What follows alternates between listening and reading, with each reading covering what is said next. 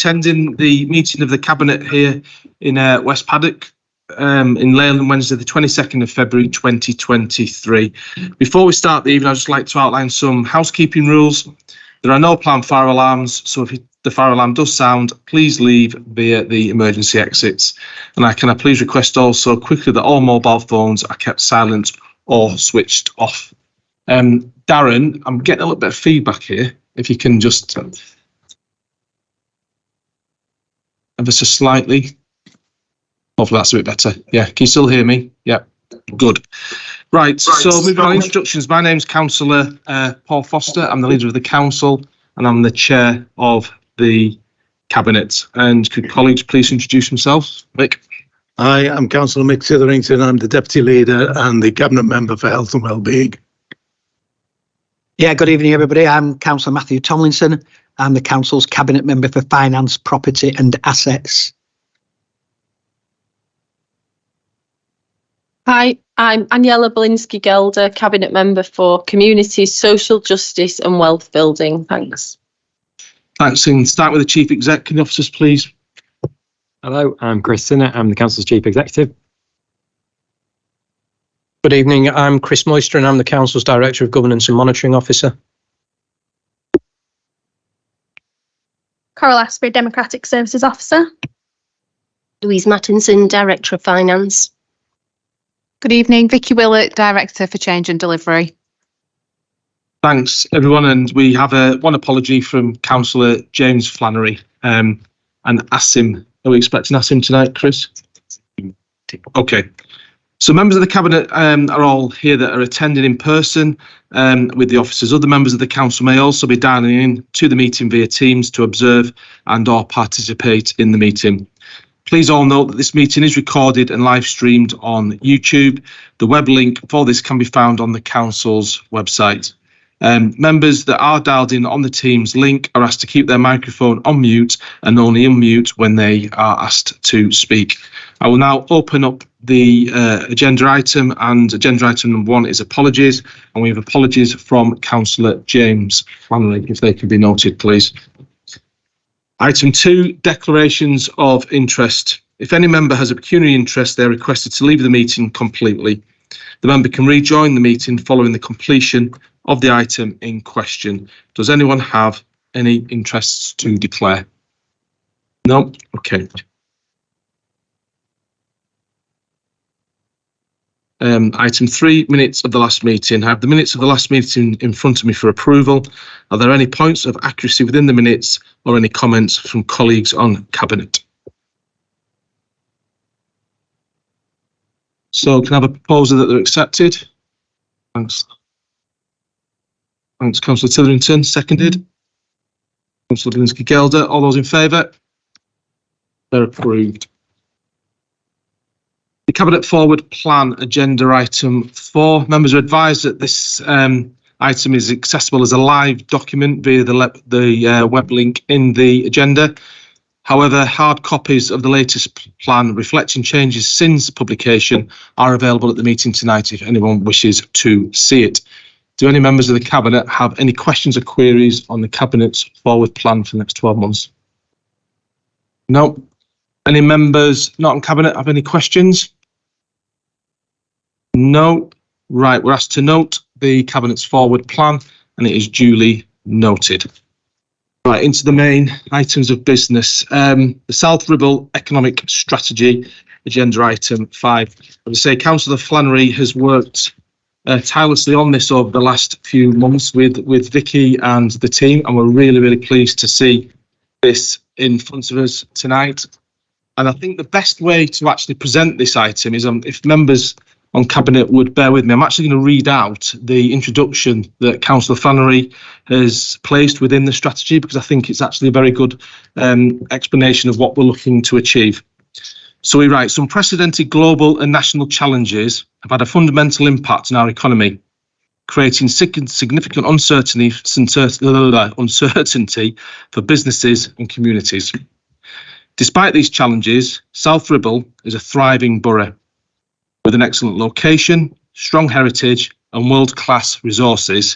South Ribble is a great place to do business. Over the coming years, Leyland Town Centre will be transformed and major developments will create thousands of jobs. As a council, we've already set up new schemes and business support services, including energy reduction assistance and skills and careers support pathways. But we're also looking to do things differently. Our commitment to social value is paramount, and we want to work collaboratively across sectors to create a truly resilient economy that turns business energy into better outcomes for our people and places. An economy where wealth and opportunity are more evenly distributed across all our communities. An economy that more effectively tackles the climate emergency by delivering the green infrastructure, jobs and industries of the future. An economy that changes lives. This strategy sets out our future vision, objectives, actions and measures to drive forward economic aspirations in South Ribble. Four key priorities guide our plans. Space and place, creating the right conditions for business. Workforce and skills, fit for the future, diverse and driven. Employability, so that everyone can access career opportunities. And finally, business support for every enterprise right across the borough.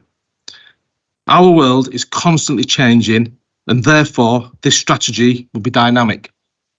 Work has already started to deliver key actions, and the plan will be regularly reviewed to make sure that it's still in line with our aspirations and priorities.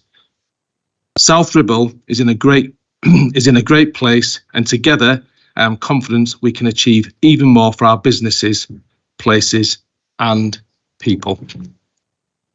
So I deliberately used Councillor Flannery's introduction because I think it actually says it all. It is a really, really interesting time, shall we say, at the moment, economically, because we've been at a meeting today where there is a lot of pressures on our economy. Inflation is at a high, but things aren't necessarily all doom and gloom. And by taking the lead and by driving forward with our local enterprises, I really do think there's some fantastic opportunities for our community. And so to the team, thank you for the work that you've done with this, because it's wonderful. And I know James particularly has asked me to thank you. And, you know, let's do things differently in South Ribble and let's continue to lead from the front. So I have absolutely no hesitation in recommending that the South Ribble economic strategy is adopted, and let's see some fantastic outcomes. So just before I open it up into Cabinet, Vicky, have you got anything you wish to add? No, just to say thank you also to the team, and to say that the strategy itself is based on robust evidence-based consultation with businesses. We've done a significant number of business roundtables, and we've also had a number of consultation activities as well to inform the priorities that are in there. So it is based on evidence that we will be reviewing as we go through the process. We know that our economy is changing, so our strategy will need to be dynamic and respond to changes as they emerge. So that's all I'll add. Thank you, Chair. Thanks, Vicky. So let's bring this into Cabinet. Aniela. Yeah, thanks, Chair. I think this report is really positive. What I really like about it is how accessible it is, and I would invite any member of the community, even though it's called an economic strategy, and they might think, oh, you know, I'm not interested in that, or I wouldn't understand it, or whatever preconceived ideas they might have. I think the way it's presented is really accessible, easy to digest, easy to read. The outcomes are easy to see and measure. I think from my point of view, I like evidence, and there's tons of evidence in the back. I think any evidence is really difficult because reports and information is collected at different times. The granular level of evidence changes. It could be national, it could be local to Lancashire, Preston, and down to South Ribble. Some information's down to ward level. So when you are gathering evidence, it's always difficult to compare and contrast because of different times and different levels in terms of scale. But I do think there's loads of it in there, and it's difficult to argue with. And the final point I'd like to make is that it's got a really good mention to community wealth building, which obviously has a huge impact on the economy, and the Social Value Act, making sure that as much money, investment and skills stay in South Ribble and aren't lost to Preston, Lancashire and further afield. Thank you. Saniela, Councillor McTillington. Yeah, like you and Councillor Aniela Bilinski-Gelder, I think it's a fantastic document, actually. I mean, and I do join with you in commending the team, Councillor Flannery and the team for putting it together, because I think it is all about, it recognises the difficulties, the problems that we've experienced, but it also addresses how we're going to tackle those themes that we that are contained, I think, that what we all want to pursue within the council, because we're talking about addressing, well, first of all, building the community wealth, which I think everybody is behind. We're talking about tackling health inequalities. We're talking about delivering the green agenda. We're talking about opening skills, matching those where there are skills or skills shortages. We're talking about reaching out to those people so that they can upskill and make them more, because we talk about employability. So, I mean, they can then get jobs that are fulfilling and rewarding, and take them out of some of the challenges that they may be experiencing at the moment.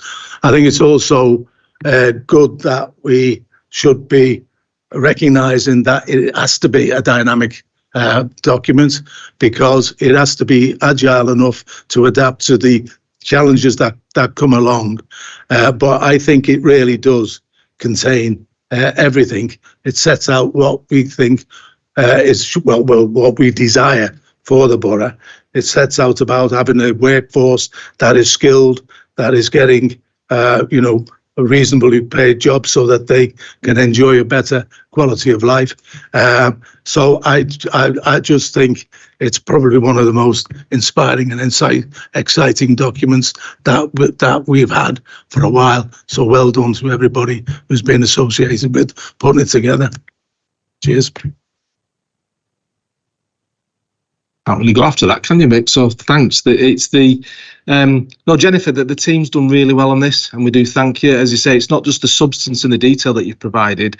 I think the cabinet is really pleased the way it's been presented as well, because the documents like this can be a bit dry, but this is dynamic, as Mick says, and it's easy to follow, and you just know that you can hand this to our business units out there and our small, medium or large, and they can all buy into it because there's something there for them all.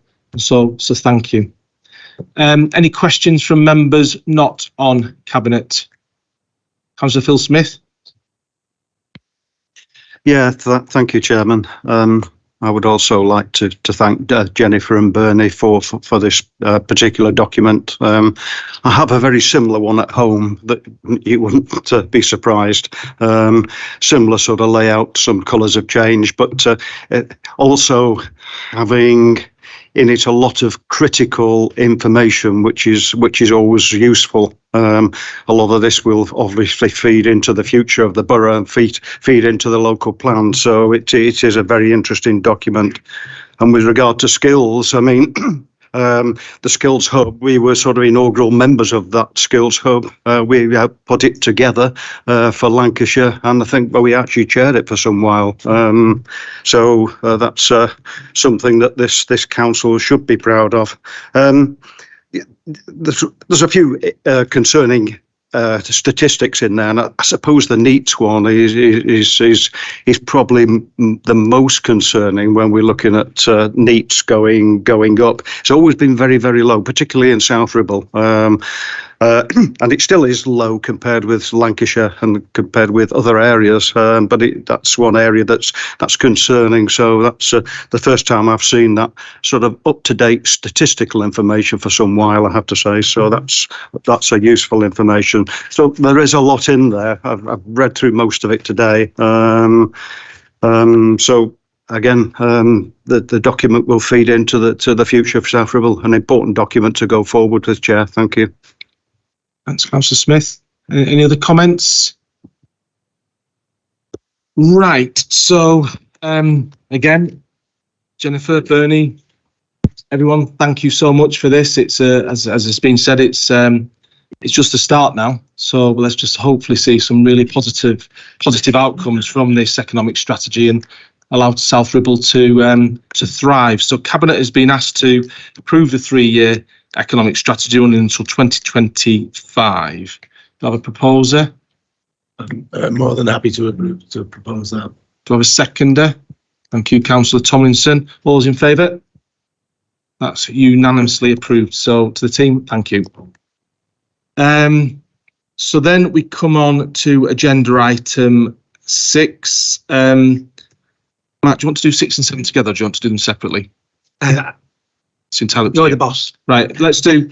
So we've got agenda item 6, which is the capital programme and balance sheet monitoring report, and agenda item 7, which is the corporate revenue budget monitoring report. Matt, do you want to take both of those at the same time? Yeah. Can do. Let's do the capital programme first. So this is asking Cabinet to approve a revised capital programme as attached at Appendix A. As with any capital programme, there are movements within the year, but we've got a couple of fairly significant projects that are behind where we would hope they would be, that are really affecting the capital programme at the moment.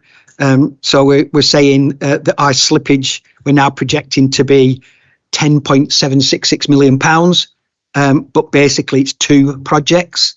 £5.3 million is for the Jubilee Gardens project next door, which for a variety of reasons we've not been able to progress as quickly as we would like.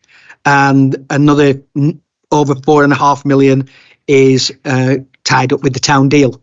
And we know there've been issues with the town deal in getting the money from the government in the end, and in getting everything joined up.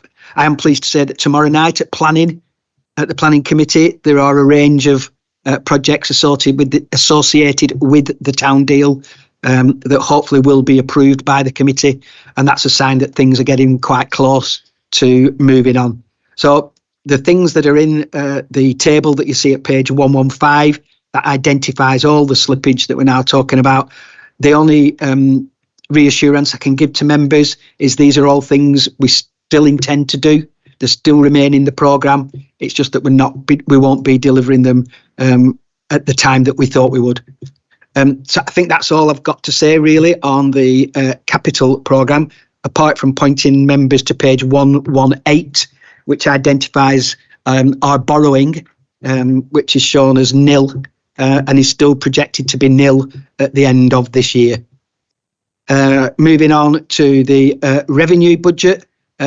Those of you who follow these monitoring reports may recall that at the end of Q2, we were projecting an overspend of around £250,000, mostly because of the wage increase, the well-deserved wage increase that our staff have had, which has had to come out of existing budgets. As time goes on and we become clearer on those figures and things evolve, I'm really pleased to be able to say that we're now projecting an overspend of just £98,000, and on a budget of some £15 million or so, I would say that's as near as you're ever going to get to being dead on. The report itself identifies some of the areas where there are variances against budget, and other than that, I don't have a great deal to say at this point. So I'll ask Cabinet to note those and approve the changes in the capital programme. Okay, thanks, Matthew. Yeah, the capital programme, it's as you say, that the slippages are always frustrating, aren't they? But it's purely an issue of timing, and it's well reversed the challenge we've had, particularly on the town deal. But we've got that money in now, which is good to see. I was down at Iddens last week with the chair of the Leyland Town Board, and they've started the work now on the demo and the removal of asbestos, which is fantastic. I suppose we don't have to be as uptight about the slippage because we've not actually had to borrow the money.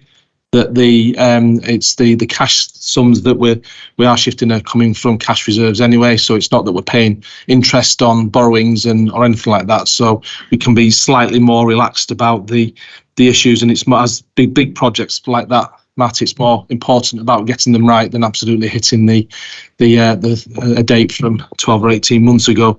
On the revenue budget, again, it's really, really pleasing that we're basically going to deliver a, literally a completely balanced budget at the end of this year, given the fact that, we've been hit with some huge one-off costs. So well done to all. Any questions from any colleagues on Cabinet? Any points to raise for Matthew? No? Any questions from members not on Cabinet? Councillor Wharton-Hardman. Thank you. I just want to comment, particularly on page 124, looking at some schemes for next year. I think it's really positive and really pleasing to see yet more playgrounds being delivered. So we've got New Longton, we've got Longton, Hutton, and certainly the lighting upgrades, particularly to Tardygate Playground, are really, really welcomed. I know locally they'll go down really well. So it's fantastic to see yet again more investment in our communities. Thanks, Paul. Yeah, absolutely. Programme continues. Any other questions for anyone? Any queries? No. Right. Good. So let's just go through. Matt, we do have obviously you were in front of the scrutiny committee with me. Was it last night or was it the night before? I can't remember. It was Monday night, wasn't it? Just so we're aware, on the capital and balance sheet monitoring report, basically the scrutiny committee just basically welcomed the report and there was no further recommendations from the scrutiny committee.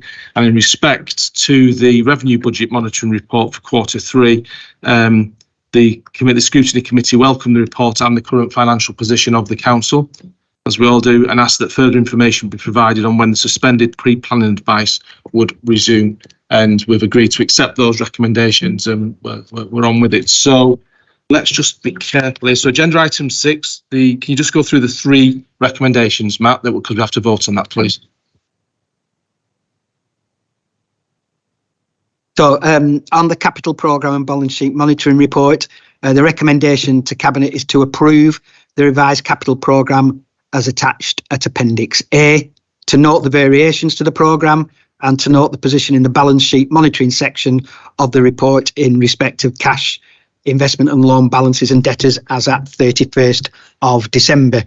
And on item 7, the recommendations to Cabinet are simply to note the forecast outturn for revenue and the level of reserves, and to note the variance made to and from the revenue budget during the year as detailed in Appendix 2. So Councillor Tomlinson has proposed those. I'm happy to second them. And all those in favour? Yep, that's unanimous. So the main agenda item of the evening is the draft 2023-24 budget, and I welcome Councillor Matthew Tomlinson. Thank you, Leader. It gives me great pleasure to be able to bring the proposal before committee, which is a draft budget currently out to consultation. Presuming Cabinet approves them, and I'm hoping that they will, these proposals will go on to the budget meeting of the Council on the 1st of March. I'm delighted to be able to present once again a budget which for the 3rd year running is proposing a freeze in council tax. And this is a freeze, a genuine freeze. The freeze will be delivered with no cuts in services for next year. And on top of this projects a balanced budget for next year too. So that's a freeze in council tax, no cuts to service levels and a balanced budget for 2023-24. In doing all this, I think it's important to reflect on the challenges we've faced this year and why those challenges make it even more remarkable we're able to produce a budget which will continue to provide excellent services for our residents, look forward to some genuinely exciting developments in the borough, and at the same time freeze the amount we ask our residents to pay us in council tax. The staggering rise in inflation has hit our council just as much as it's hit our residents.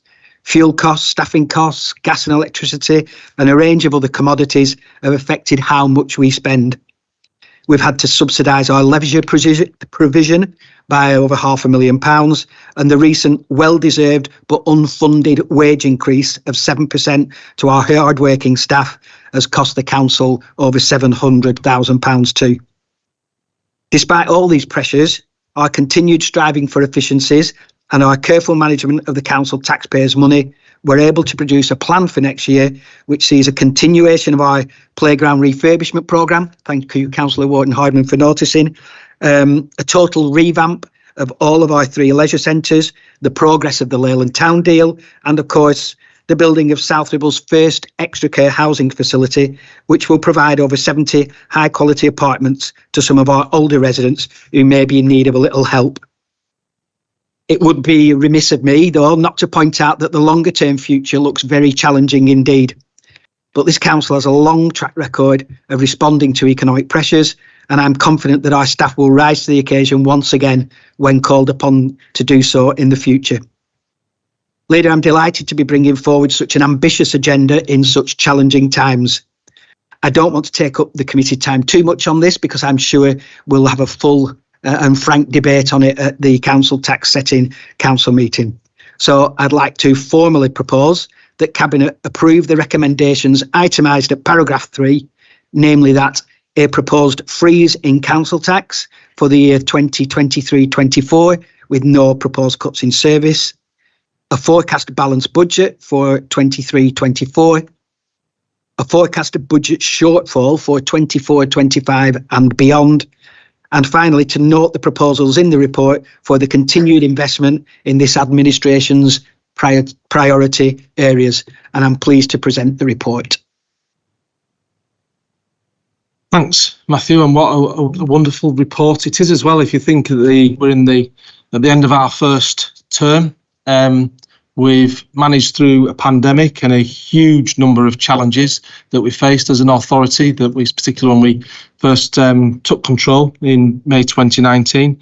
And it'd be remiss of me not to again publicly thank our colleagues in the Lib Dem group, our supply and confidence partners who rely upon to support, and they continue to support the efforts by putting the residents of the authority first and the authority first, and we put politics to one side.